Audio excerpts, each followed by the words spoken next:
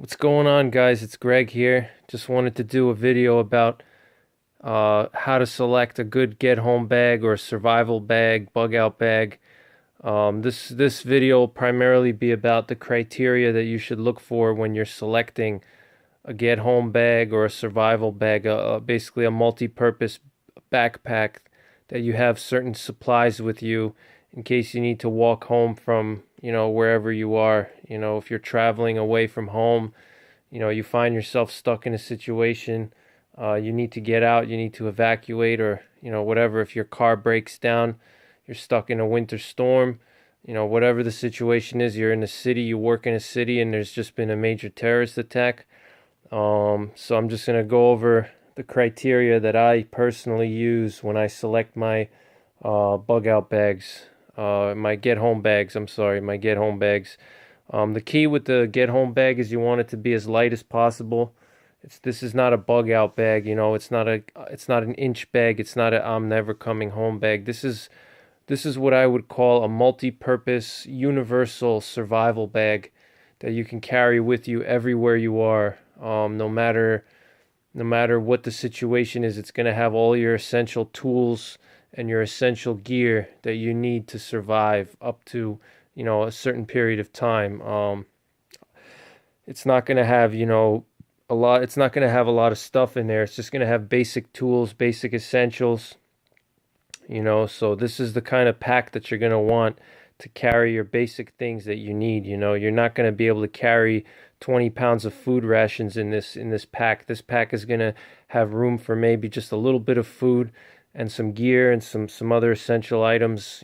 So stick with me, and I'm going to explain to you the different bags that I have, the ones that I own. I use different bags for different reasons. Some of them have different sizes, different organization, different camouflage patterns. So I have different bags for different seasons, different uses. I like to switch between them. Sometimes I'll move my gear from one bag to another depending on how I'm feeling. But I'm going to basically go over what the criteria is that you should be looking for when you select a get home bag. So stick with me, all right? All right, guys. So what you're looking at here, these are my get home bags. These are my universal survival bags. On the upper left corner, you're going to see the U.S. Army 3-day assault pack. That's this one right here. This is the U.S. Army 3-day assault pack. I'm not going to really review it too much. You can look it up online. I spray painted it brown.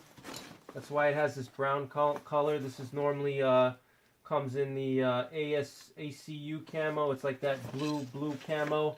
And what I did was I basically just went to the Joann Fabric, and I bought a can of fabric spray. I got a brown can of fabric spray, and I just sprayed it brown, so it has a nice earthy color. It's a universal color. Brown is a very universal color. I'm a big fan of brown. Then on this side here, this is the Maxpedition Condor 2. This is a very good pack. Comes in, this is the olive green color. It's in the olive green is another good color. Olive green, brown, black. Those are all good colors. These two packs here are made by Direct Action. Direct Action is a company from Poland. If you read my my about section, I'm from Poland. I'm from America. I was born here, obviously, but my heritage is Polish, so I know a lot about the Polish tactical scene. And these are made by a company called Direct Action. And the one on the left, this one right here, this is the Direct Action Dragon Egg. The Direct Action Dragon Egg right here. You can look it up. It's a nice pack. I love the color of these packs. This is the Polish woodland camo. It's kind of like the U.S. woodland camo, but they make it a little bit darker. They use darker colors in it. And then this is the Direct Action Dust. This is the Direct Action Dust. It's a smaller pack. You know, this one's smaller than the Dragon Egg. The Dragon Egg is 25 liters, and the dust is 20 liters, and the Dragon Egg is 25. The U.S. Army 3-day assault pack is probably the largest I would go for a get home bag. It's actually even a little too large. You're gonna have a lot of empty space and stuff, but it's about 2,000 cubic inches, so it's gonna be close to 30 liters. The Condor 2 is about 22 or 23 liters. I forget exactly how much. Like I said, the direct action dust is about 20 liters, and the direct action Dragon Egg is 25 liters. So these are my four get home bags, and I'll tell you the reason why I like these bags. But primarily, we'll start first with the different criteria. We're going to start with color. All right, so color. You know, you're gonna want a color that's kind of an earthy color, and it's kind of universal. You know, depending on your situation, you may not be able to use camouflage, because camouflage may turn heads, especially if you're like in a urban area, and if your get home bag is going to be used in an urban area, you know, you may not want to have like a camouflage pattern like the direct action packs on the bottom there. You know, because people are gonna see that, especially if it's you know, any kind of situation that's gonna raise heads. You know, so you may be better off with going with like a Maxpedition Condor 2. It's kind of just a solid olive green color. You know, so you kind of want to stay away from camouflage colors if you're in an urban area. But you know, honestly, in my opinion, I wouldn't be afraid of using camouflage. If we're talking about a real situation, I'd rather have camouflage. You know, because camouflage, it blends in better. But you know, if you generally want to stick with your browns. I think brown is probably the best color. If you were to pick like a solid color, or you know, even like camouflage colors, you generally in my opinion, browns are the best because they're very universal. Brown is everywhere, any time of the season, whether it's summertime, fall time, winter time, urban areas, you know, wherever you are in the world, there's always some type of a brown color, whether you're in the desert, whether you're in a rocky area, whether you're out west, whether you're in the east. You know, it doesn't matter where you are. Brown is kind of universal. Same thing with black. Black is also very universal, you know, and it's dark, especially if at night. You know, black is a good color at night. And greens are also good. Dark greens, olive greens, those are good colors as well. So those are probably my top 3 colors, or any kind of camouflage that relates to these 3. You know, so like the Polish woodland, as you see, it uses a lot of blacks, browns, and it uses a olive green and like a lighter, like a beige color. But they generally have a dark look to them. So I like that dark earthy tones. I don't like. I'll tell you what, guys. I'm not a fan of the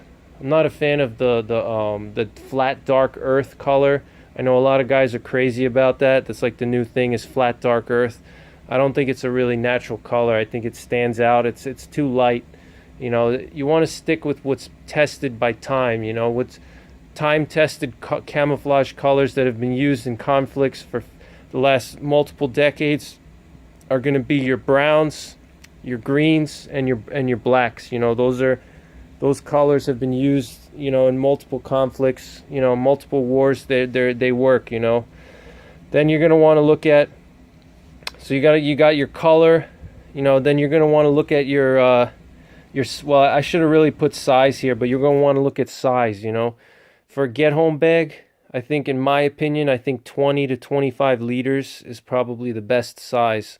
You know, 20 to 25 liters, maybe 30 liters. I wouldn't go bigger than the 3-day assault pack, which is 2,000 cubic inches. That might even be too big. But it really depends on how far you're going to be walking home. You know, I don't really travel that far right now. I'm not working far away from home or anything. So, but if I was working like more than 60 miles from home, more than like 50 miles, I would probably want the 3-day assault pack, because I could put more food in there, and I could keep more water and stuff like that, more perishable items. But for most situations, I would prefer something smaller, in the 20 to 25 liter range, like the Condor 2, the Condor 2 over there on the upper right corner, the Dust. I really like the Dust. The Dust is probably my favorite pack. And then I got the Dragon Egg, which is 25 liters, and the Condor 2 is like 20, 23, 22, 23. So, you know, the reason why you don't want a big pack for a get home or survival bag is if the pack is too big, you're going to have a tendency of you're going to want to fill it up with stuff, you know, and people have a tendency of overpacking. You know, you really don't need that much. You know, you have to keep in mind that it's a survival situation. It's not going to be comfortable. You know, you're not going to be packing like, you know, 10 days of food or anything like that. You know, you want to just pack your essential items, and you want to keep it light. You want to keep it, you know, under 15 or 20 pounds. You know, you don't want it to go, because if you start putting on too much weight, the pack gets heavy. You're just not going to be as mobile. And not just that, but you know, if you have to walk a long distance like 50 miles, you know, the difference between a 15-pound pack and a 30-pound pack is going to make a big difference, you know, because it's a lot of walking you're going to be doing. So that even that extra 15 pounds, it's going to add up, you know. And another thing is that when the pack is too big, you're going to lose your mobility. If the pack sticks out too much off your back, if it's too wide, or it sticks, you know, if it's too deep and it hangs off your back too much. You want the pack to be nice and compact, because in a survival situation, you're going to have to run, you're going to have to crawl through confined spaces, you're going to have to go through obstacles, you're going to have to climb over obstacles, you're going to have to, you know, do whatever, you know, and you're going to need a pack that's small enough and light enough so that it's not going to be a nuisance for you, and it's not going to hinder your movement. You know, you're going to want to be fast and stealthy, you know, especially if we're talking about a get home situation. You know, you don't want to be, you know, loaded down with a huge pack, you know, because you're not going to be able to move. If you have to escape from a city, you know, you're going to have to move through fences, you're going to have to climb fences, you may have to run away from threats, you may have to run away from bombs or whatever, you know, any kind of attack. So you're going to want to have the ability to move quickly, and so that's why a small pack is good. That's why I like the Dust. The Dust is my favorite pack because it's very compact. It doesn't take up a lot of room on your back, and it's light. So size would be the second thing. So first is your color. Then you want to look at size, and I recommend 20 to 25 liters, and maximum would be like the 3-day assault pack, which is probably pushing close to 30 liters. I think it's 2,000 cubic inches. Then after that, you're going to want to look at durability. So durability, you're going to want to look at the material, the buckles, and the zippers. So basically, all of these packs are made of some type of a Cordura or a ballistic nylon. The two direct action packs on the bottom are made of 500 denier Cordura, and the U.S. Army 3-day assault pack and the Condor 2 Mac by Maxpedition are both 1,000 denier nylon. So the Army pack and the Maxpedition pack are a little bit thicker material than the direct action packs. You know, 1,000 denier is basically twice as thick as the 500 denier Cordura.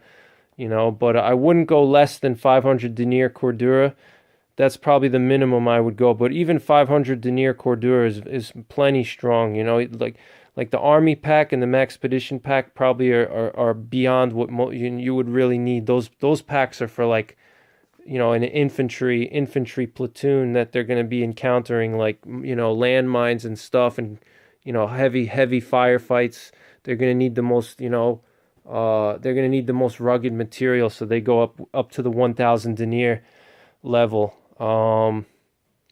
You're probably not going to need those two type of materials. I prefer the 500 denier. It's lighter. It's still very strong, but it's not overkill. You know, I'm not going to war. If I was going to war, then I would want the Army assault pack or the Condor 2. But for most survival situations or get home situations, 500 denier Cordura is probably the minimum, and that's what I like. It's light, but it's strong. It's good enough. It's you don't want to go overkill. So then after your material, so you want to make sure your material is very sturdy. So you want at least 500 denier Cordura, or some type of a 500 denier nylon. Then you're going to want to have high quality buckles. You know, you don't want your buckles to snap in case you step on them, or you know, you slam it down hard, or you bump into something.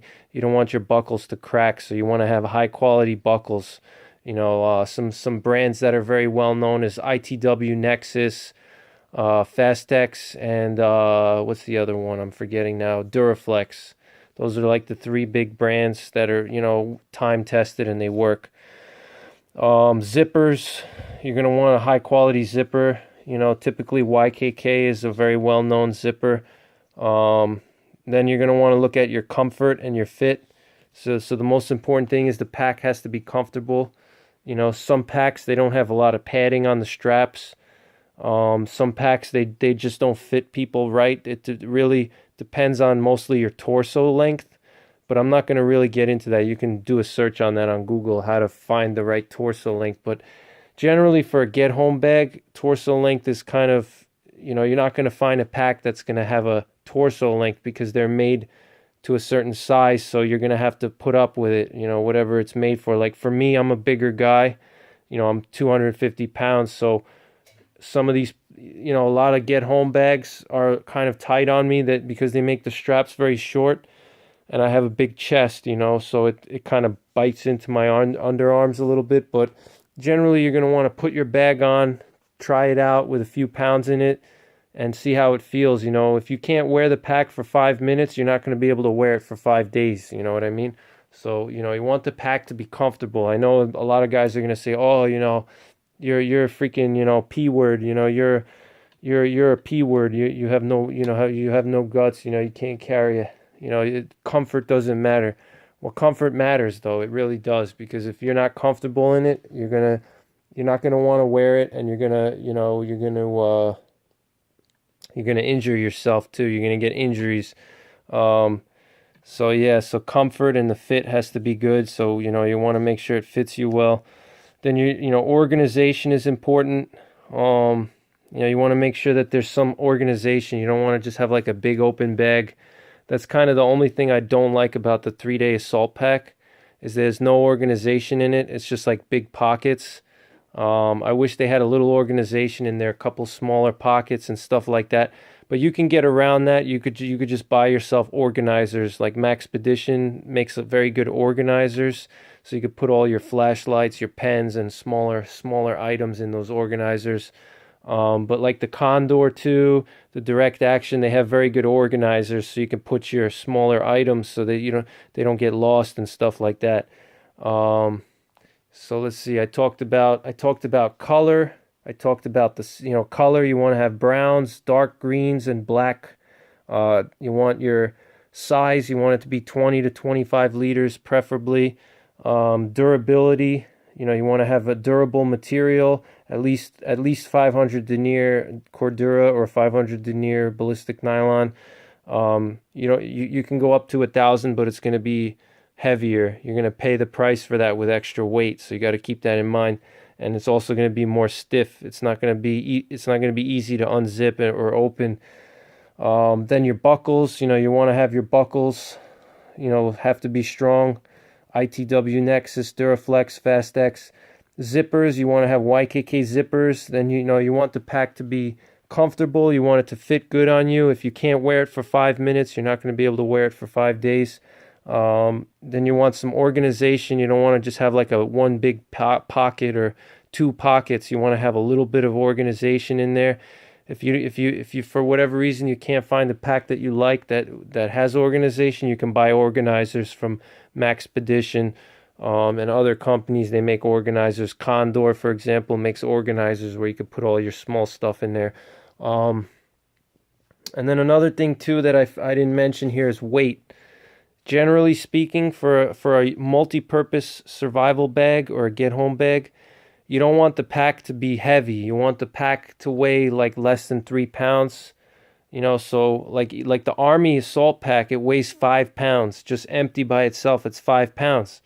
I mean, 5 pounds doesn't sound like a lot, but the problem is, you know, once you put your supplies in there, it's going to add up, you know. So like the Dragon Egg on the lower left is only like a little over 3 pounds.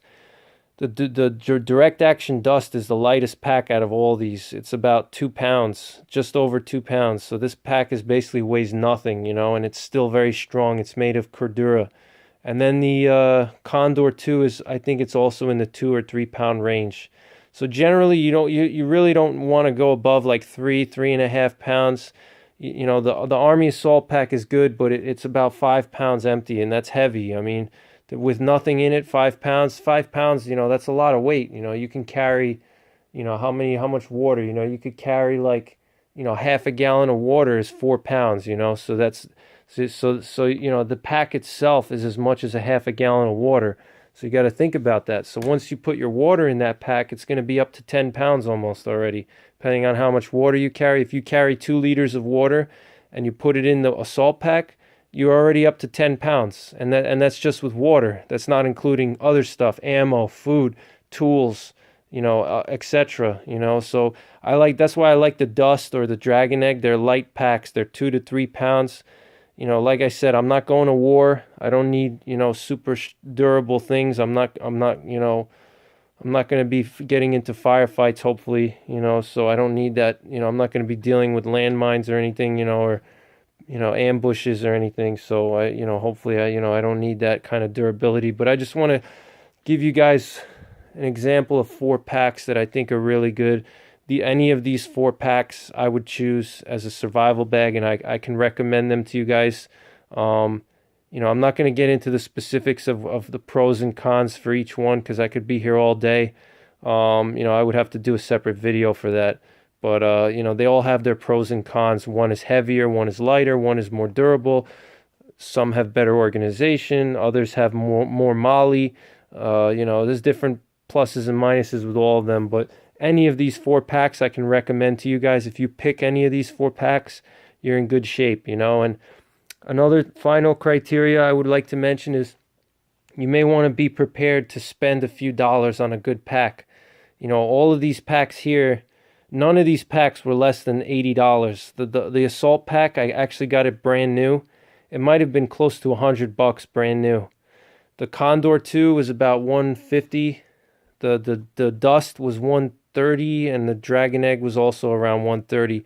So all these packs were over $100, and that's fine with me, because I'd rather buy one good solid pack, and I know it's got the good buckles, the good material, good organization. It's comfortable, you know, it has a good camouflage pattern. The material is solid, you know, it has good functionality and user friendliness. I'd rather spend, you know, $100 or, you know, up to $150 on a good pack that I know it's going to last me through, you know, a major situation than try to save money. And then, you know, God forbid, if there's a real situation and I have to use it, it's going to fall apart. It's not going to perform. So, you know, don't try to save money, because your backpack is just as important as your weapon. You know, obviously your knife, your pistol, your backpack, your boots, your clothing.